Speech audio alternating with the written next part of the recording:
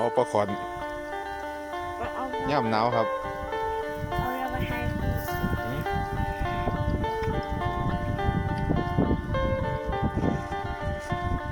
เรือจากนกกิน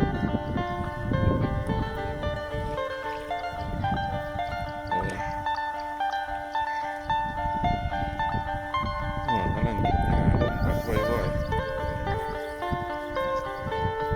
น้องปลากับนั่นท่านได้บกอยู่จริงตรงหน้าย่ำหนาวหลังเดือนมกรา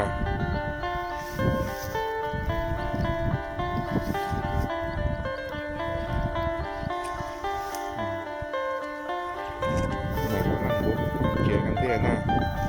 เกี่ยสาอันนี้เล็กหน่อยเอาปกปัดหนาวมาเนี่ยฮะไม่เสียยังเสียเปียกแล้วลงไปจับปกปัดเอาหัวเราไปเมื่อมาแน่งจะมาเอาไหมมาแน่งมาเอาไหม